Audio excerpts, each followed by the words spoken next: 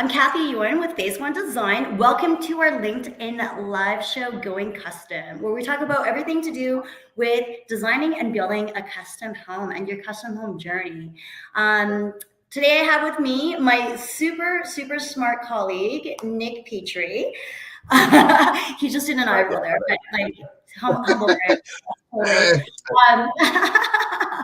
But for sure, we are very fortunate to have Nick on our team because he is a technical guru at the topic that we're going to talk about today, which is how to choose a lot for your custom build in the city of Vancouver. So before we get started, just a few housekeeping items. If you have any questions during our live show, feel free to drop it in the chat. We always love hearing from you guys in the audience. If you're too shy and don't want to ask a question in front of everyone, feel free to private message us outside of this broadcast. And lastly, if you have any topics you're interested in us talking about for future episodes, feel free to drop it in our chat or again, PM us. Today, we are going to focus specifically on the city of Vancouver, but due to the different zoning regulations in every single municipality out there, we're going to be doing follow-up episodes for different municipalities, not only throughout Greater Vancouver, but also in our other location in Calgary. So so we're really excited to tackle in and deep dive into this topic. So let's get started. So today, again, we're talking about choosing your lot specifically in the city of Vancouver. So we're going to be talking about three main things. We're first going to cover what type of builds can you actually even do on your lot, because we always like to say to our clients, you need to start with the end in mind. So what is your end goal? So that's always your first question. We're going to talk about that in a bit more detail. The second thing we're going to talk about is what is the best lot, like the best zoning, like how do you identify that in terms of, when you're out there choosing a lot, because there are so many different options. And then thirdly, we are going to just finish off with just a little bit of a focus on renovations. I would say this is pretty specific to the city of Vancouver, where there's very good reasons to do renovations. I would say we see a lot of renovations specifically in the city of Vancouver for reasons which we'll dive into.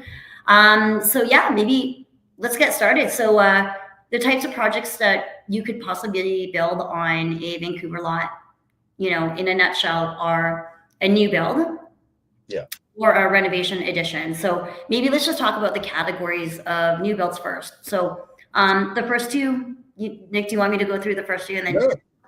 Go. Well, yeah, go. It's pretty straightforward. Yeah, just go ahead. So there's really three categories. So the first one would be a single family home, which I'm sure most of our viewers are familiar with. And so that would be, in the context, again, of City of Vancouver specifically, it would be your single family home, which typically involves a secondary suite that's, within the primary home. And then also very commonly, we also see a laneway with that type of project. The second type is what is a duplex. So a duplex in the city of city of Vancouver, would be defined as having, two units. So you would have two primary units. And on top of that, you would have two secondary suites. So one for each unit. So in total, you would have what we call 4 doors. The secondary suites, though, do need to be part of that primary unit. So what that means is you can't go and build a laneway in addition, or an auxiliary structure outside of the main building, the main duplex building. Yeah. So in the case of a duplex, you can't actually have a laneway per se in the city of Vancouver. And then the third type of new build that we generally see is, and which I would say we get the most demand for in the context of new build, is a multiplex. So we're just gonna maybe pause here a bit and just talk about so many different options that you could do when it comes to the point of a multiplex. And this is actually really important, for the purposes of this live session, because when you're actually looking at choosing a lot, you do need to pretty definitively decide, or at least have a really good idea in terms of what type of building you want to build. And again, you always want to start with the end goal in mind and then reverse engineer, which we'll talk about all the in-between stuff here today as well. But so Nick, over to you. Do you want to talk about kind of the different options in a beautiful world of multiplexes? Yeah. So just to set some ground frame for multiplex can be a lot of different things. There's so many different ways you can make it work. But generally it's 3+ units, right? So 3, and in the city of Vancouver, technically the max is 8 if you're doing dedicated rental, but generally it's 3 to 6. It's the most, the amount that you get or potentially could have depends on the size of your lot. And there's a whole pile of side rules on that. I'm not going to get into it because it's a lot. But generally, so you've got things where you have 3 units, or what we call a triplex in general, in the main, like in the front building. You could have a duplex in the front, a laneway in the back. You could have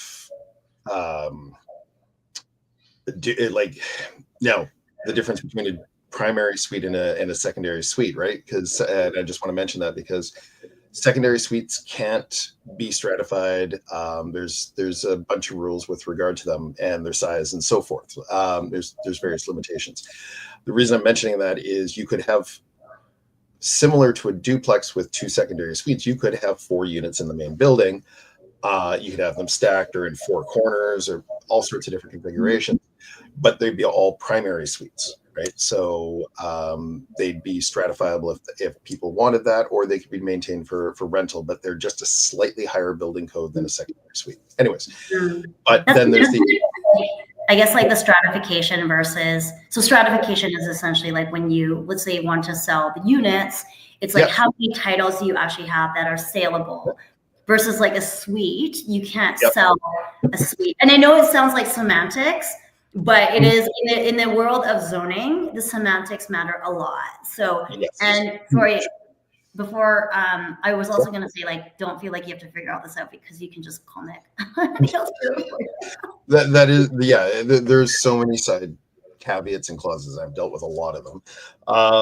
But yeah, generally it's whether you strata title. Like there's people that, for example, you know, they want that strata title option because they want to be able to pass one of the units on to their kids, and create equity for their children right away, right? And they just parcel out a section and that title is handed to their children, right? So there's many options. But anyways, but like I said, whether you've got a main building and a rear building or just a main building, there's so many different ways you can break down that, right?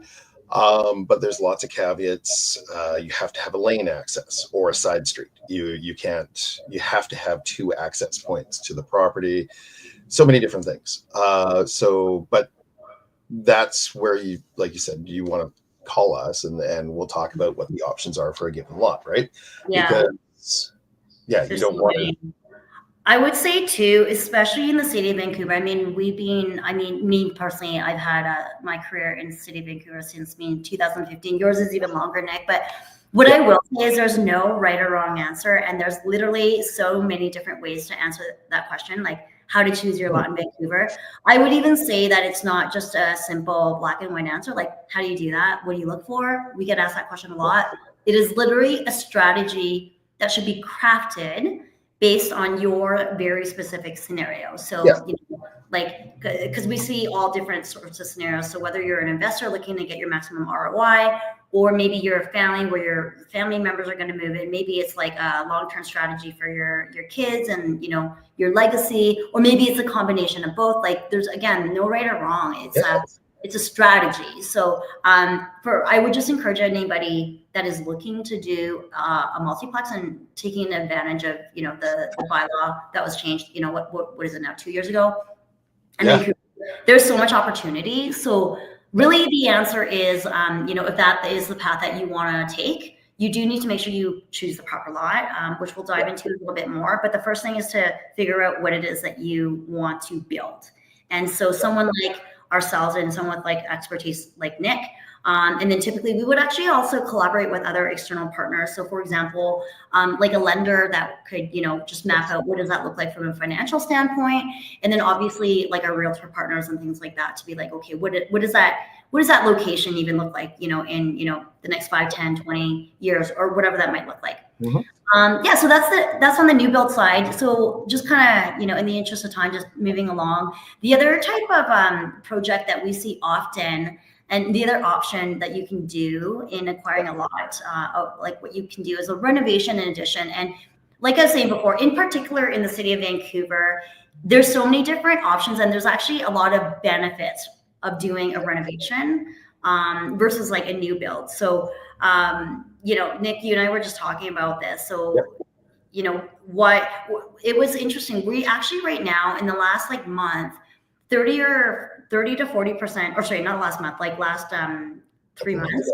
Yeah, 30 to 40% of our new projects that came through in the city of Vancouver was actually renovations, which actually I was like really surprised when I heard that. Nick, you want to talk about why? Well, yeah, I mean, it depends.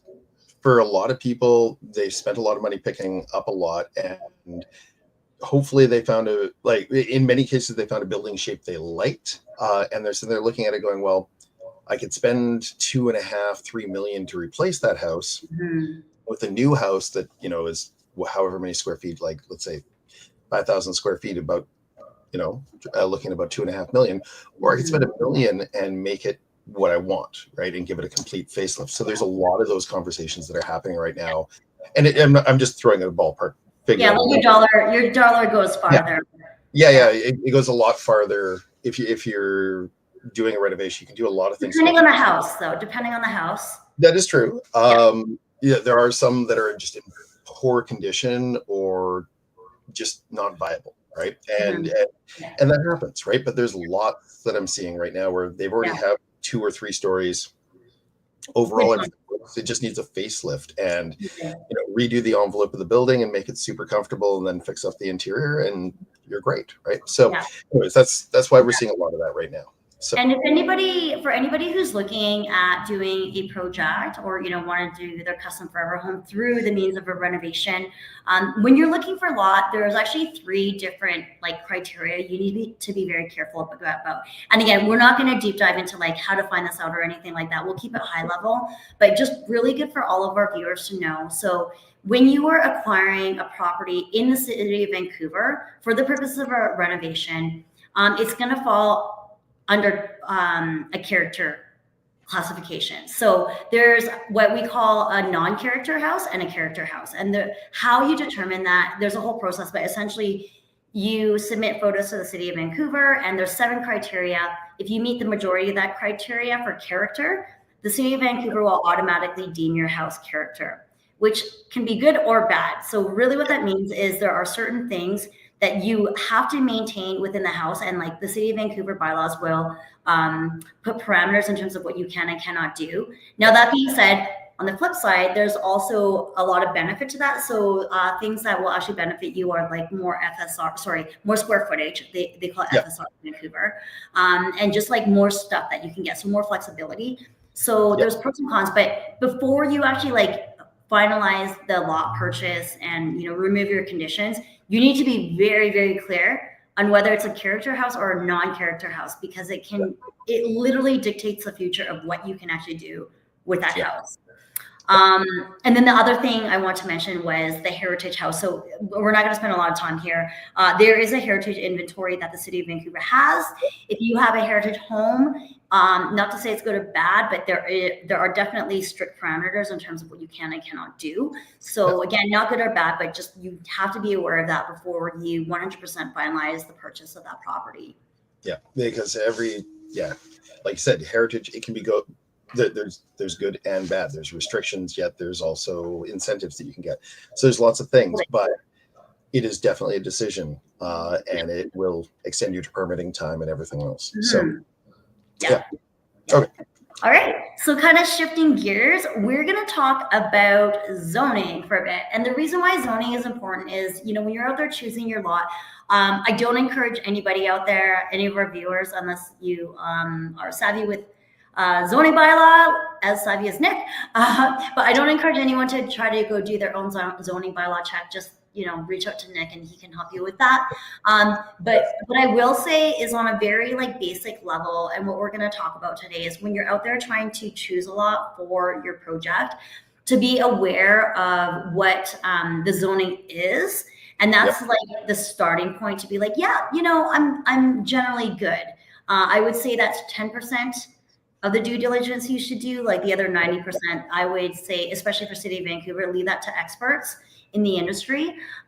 So very quickly, we're just going to go through, if you were to build this thing, this is the zoning that you want. So we'll just maybe go through this portion of our presentation quickly.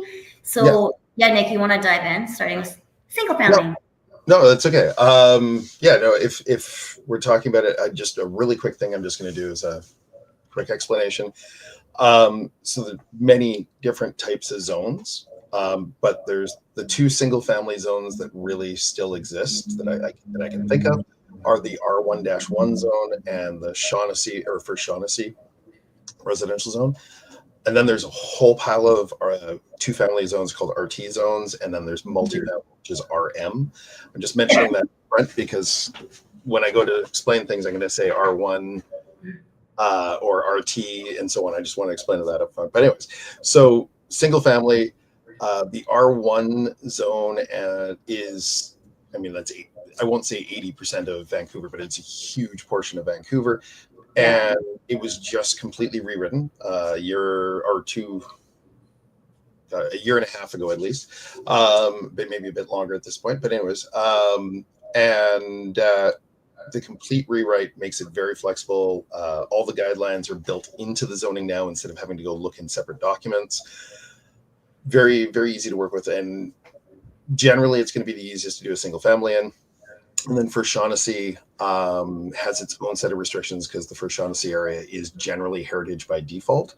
But it is also has design flexibility, but there are parameters you have to work with it, right? So, and then you can still technically do a single family in all of the RT or two family zones, but there's limitations and guidelines that you have to follow. And the same thing with the RM zones. Generally, they have a clause in there for single family, but it is difficult. So a lot more restrictions because they want multifamily, right? In the multifamily zones. That's why it's set that way, right? So look for R1-1 and which is good because most of the City of Vancouver now is R11. Yeah, instead of the 13 single family zones they used to have, they collapsed them all into one single family zone. So which is great. Anyways, so then moving on from that, duplexes. Once again, with the new R1-1 zoning, you can actually do duplexes in almost every zone. It's crazy. It's just there's less guidelines in the R1-1 zone, and then for Shaughnessy, the RT zones, the RM zones, you can all do duplex, or almost all of them can do duplexes in the RM. But the point being that a lot more guidelines, a lot more stringent. On the other hand, you can get a tiny bit more square footage usually in the RT zones for your duplexes than you can in the R1, but you have more guidelines that you have to follow. So I don't know if that 5% is worth the extra effort, right? So, and then skipping forward from duplexes. I know I'm jumping through this kind of quickly, but this is great. This is great. This is high level. Like we don't want to put people to sleep, right? So yeah. Well, no, yeah. But then we get into multiplexes, and multiplexes. Technically, you can do a multiplex in different forms in any zone, but once again, R1-1, when it was rewritten a year and a half ago, it was written for multiplexes, right? And like it is the easiest, most straightforward way. The best opinion for any projects. It's pretty much every one of them. And I mean, there are guidelines that you have to follow, but it's all written in there straightforward. There's just some things when it comes to picking your lot. I do recommend that you check in with us, or you check in with the city to make sure that you're actually allowed to have a multiplex there. Yeah. Let's talk about. Sorry. No, please go ahead. I was gonna say maybe we can we have about 10 minutes left, or less than 10 minutes. Yeah. I'm just wondering if we can kind of shift gears, maybe just to talk about some of the booby traps, like in terms of like trees, laneways, peat bog areas, and like some of the things that, if you look at a lot physically, like if you're driving up to it and saying, oh my God, this is a perfect lot, perfect location. Yes, tick check mark, it meets the criteria for zoning. Yeah, it's probably an R11 just because, again, most of the lots in the city of Vancouver now are R11. But let's talk about some of the things that maybe are not as obvious that we should be looking for. Maybe I can start with trees.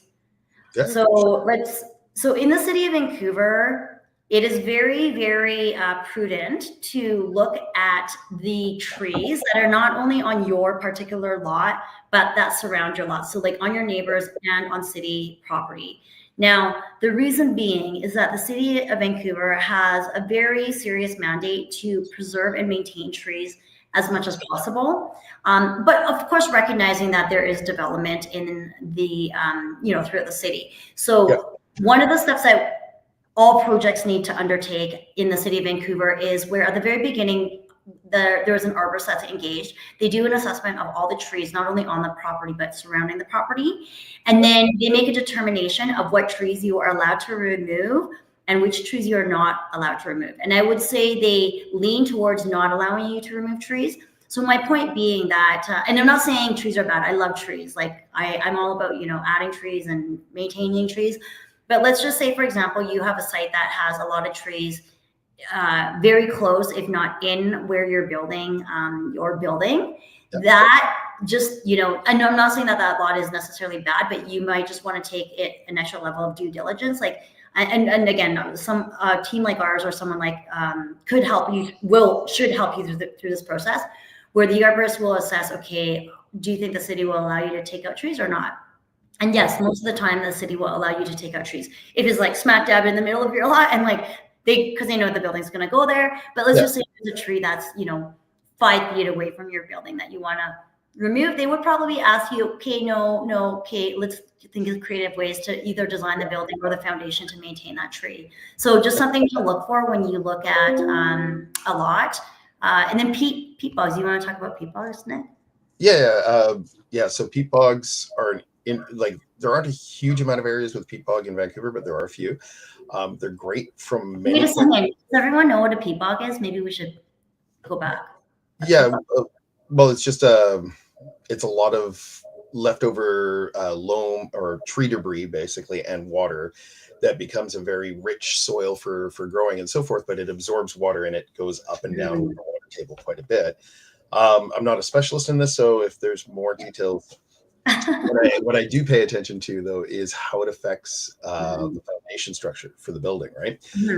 And there's a lot of times where you have to drive pylons down very deep to find stable soil to support your house. So generally, you don't want to be doing basements, or if you're going to be doing a basement, it's a very shallow basement to keep everything upright. And you have to do a lot of waterproofing. Right. And I've seen a lot of different ways to do that waterproofing, and it can be very expensive. So just something I generally either avoid the basement altogether or be very careful and don't make it that deep. Anyways, but no, and so it's not necessarily bad, but like, I mean, it's a lot of extra, it can be a lot of extra construction costs. And then maybe just a couple of other points, like just talking about, the laneways, like, does your site have a laneway? And the reason why that's important is with every development, you always have some requirement for parking. And depending on what you're building, that requirement changes. So, and very generally speaking, most of the time, the easiest way to get parking is with a laneway. So if there is a laneway, that would be something that's desirable. Now, that being said, obviously I'm a designer, so I believe in lots of creative solutions. So I do also believe that, some of the lots that actually I've seen probably in the thousands of lots at this point in my career over the years, some of the coolest and best developments I think I've ever been involved in and designed is where like a client will be like, oh my God, this lot looks awful. Like on the surface is like weird. There's like lots of weird things to them. And then I look at it and I'm like, oh my God, you can do so many cool things. And then, as long as the client is open to those ideas, I always say there's always a solution as long as you think outside the box. But so my point is, generally speaking, laneways are good. However, I wouldn't necessarily just like, eliminate a lot from your list just because it didn't have one. Well, and the only reason there's one exception to that, which is if you're going for a multiplex, it's either got to be on a side street where it's on a corner, like main front and then side street, or it has to have a lane. Otherwise, you're not allowed to do a multiplex. That's the only exception to that. Yeah, no. And that's a good point. Thank you for bringing that up, Nick. And also for laneway homes, obviously you need a laneway to have a laneway, which makes sense. But yes, thank you. That's but I mean, with a laneway home, you can usually find a way to make it work. It's very specific for multiplexes. So, but anyways, but that's the only other thing. And then the other quick note is just always check whether the property is in a floodplain, because floodplain also generally means no basement suites, no multiplexes, no, like they if there's a chance that it might flood in that area, they don't want first responders, which is fire, ambulance, police, having to try and get additional people out of a flood zone. So they don't want density in floodplains. And that's the only other thing I would just and they limit the amount of units as well, right, Nick? Like, do you want to talk a little bit? Yeah, well, essentially like not having a basement, but the density. Yeah, so you're restricted to either single family or duplex, and no basement suites. But you can have a suite so long as it's on the main floor, but nothing in a basement because they don't want flooding down in the suites. And they generally you don't get to have a laneway, right? It's not an option, right? Because once again, don't want that additional density. It's a limiting factor with floodplains. But anyways, yeah, absolutely. Yeah. I will say, I mean, if we have viewers out there that are looking to purchase a lot, this is one of those things that you could probably do on your own, like carefully, depending on which map you're looking at. Because I've had the experience where you're looking at a outdated map. But for not only the floodplain, but also the peat bog areas, there are actually maps that you can actually look at online, and then also, like, worst case, you can just call or do an inquiry directly with the city of Vancouver. But again, it's always, in my opinion, it's always good just to like reach out to like a design firm such as ours or similar, where ideally ours, but like, so where like we can actually do a proper assessment and like give you 100% certainty, be like, yes, this lot's good, like you're safe. Just make sure it's an experienced design firm. That's all I'm saying. Because we have a question, and so which is perfect. Yeah, we have 2 minutes left. So maybe the question is, so hey guys, what are you seeing as construction costs in Vancouver for multiplex projects? Say low end to high end. Oh, that's a slippery slope question. Oh my goodness. So the high end could be, I mean, it could be anything. It could be $1,000 a square foot, right? Like high end is there's no like I've seen project So Nick, before you answer that question, can I just do some like disclaimer, kind of like advisory? Please. So everybody, I will say, is always looking for that answer, right? So this is how I always answer this question. Okay, we can give you a cost per square foot like number. We can do that. Anybody can do that. You can probably call 20 builders. Most of them will give you that number.